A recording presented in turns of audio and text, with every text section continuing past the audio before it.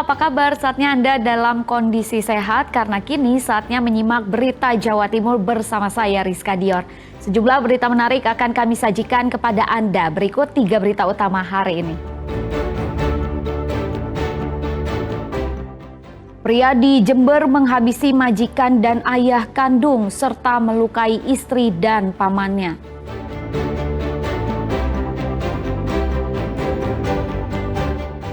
Tebing di kawasan Piket 0 Lumajang longsor, jalur Lumajang Malang terganggu.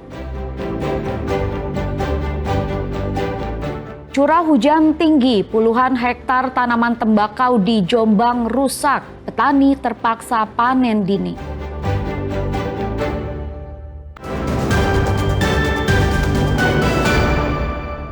Seorang pria di Jember tega membunuh majikan dan ayah kandungnya sendiri.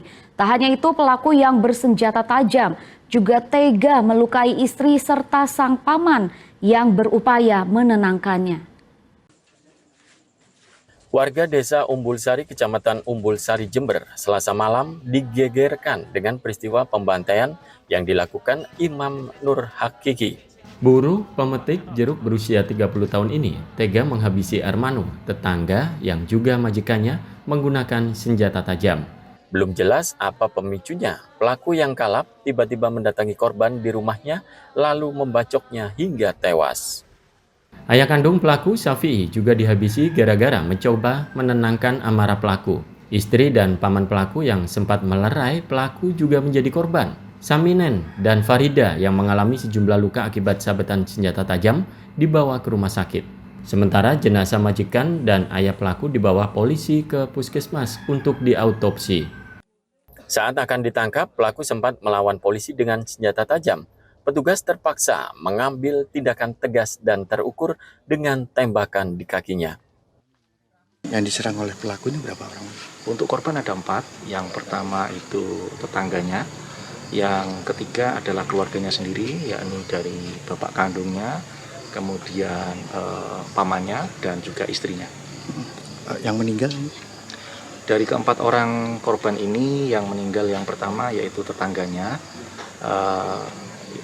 kemudian yang kedua ayah kandungnya, sedangkan untuk istrinya mengalami luka-luka dan juga pamannya mengalami luka-luka dan saat ini masih dilakukan perawatan di rumah sakit. Polisi menyita senjata tajam yang digunakan pelaku untuk menghabisi nyawa 2 korban, serta menyerang petugas kepolisian. Polisi hingga kini masih belum bisa menyimpulkan motif pelaku sehingga ia tega menghabisi nyawa majikan dan ayah kandungnya secara sadis. Tommy Iskandar melaporkan dari Jember.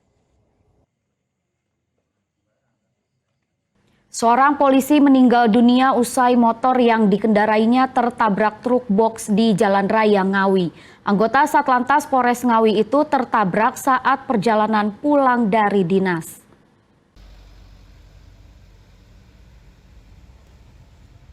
Kecelakaan melibatkan truk box dengan motor yang dikendarai oleh anggota Satuan Lalu Lintas Satlantas Polres Ngawi terjadi di Jalan Raya Ngawi, Solo. Tepatnya di depan rumah makan Duta Desa Watu Alang, Kecamatan Ngawi, Kabupaten Ngawi, Rabu pagi.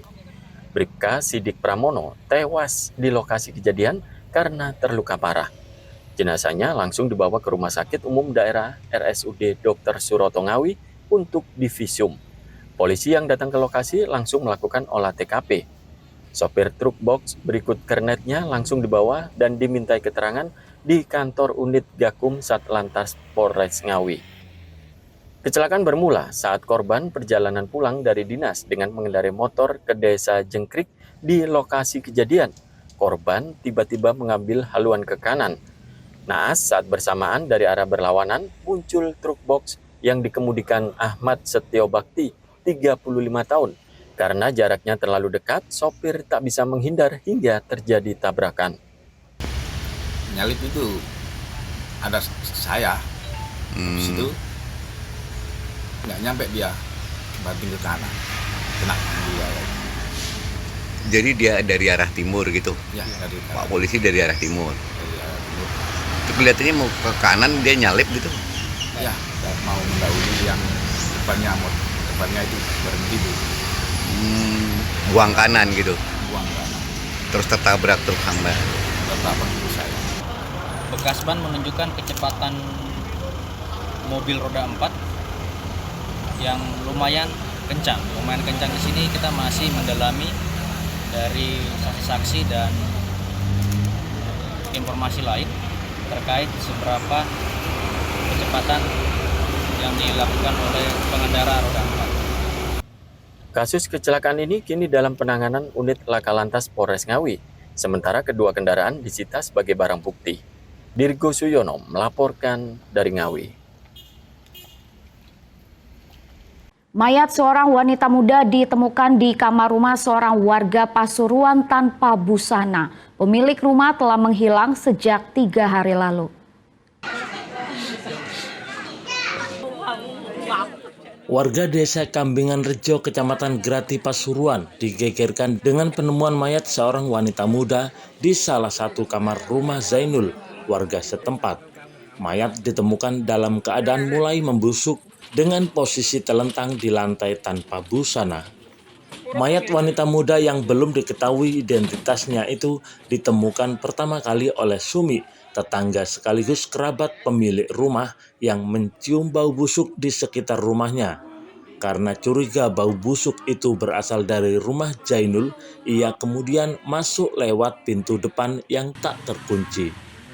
Bau, ini aku buka, lah kok anu man, ono wongi di kamar itu. Meninggal. Meninggal. Telanjang ya.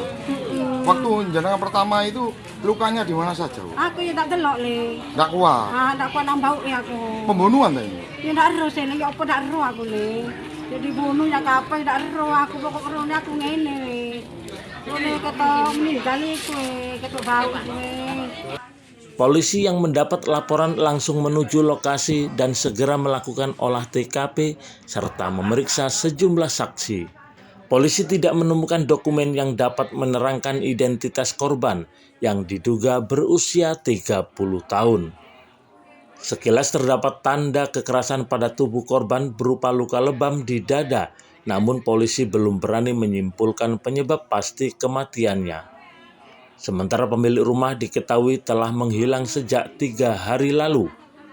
Pada hari Selasa, tanggal 10 Juli 2025, tadi sekitar 09.00, kami mendapat laporan dari warga masyarakat yang langsung ke Polsek Grati bahwa ada penemuan mayat di sebuah rumah kosong yang kemudian sudah kita lakukan olah TKP, kemudian kita identifikasi dan ditanyakan kepada warga sekitar bahwa mayat tersebut berjenis kelamin perempuan, kemudian sampai saat ini belum dikenali oleh warga sekitar dan tidak ada identitasnya, sehingga kita akan melakukan identifikasi terhadap mayat tersebut, kemudian akan mencari pemilik rumah yang tinggal di situ, yaitu atas nama ZA, yang saat ini lagi kita cari untuk menerangkan bagaimana mayat tersebut ada di situ dan kronologisnya bagaimana. Usai identifikasi, mayat korban segera dibawa ke Rumah Sakit Umum Daerah R. Sudarsono, Kota Pasuruan untuk diautopsi. Dan di Ari Gafur melaporkan dari Pasuruan.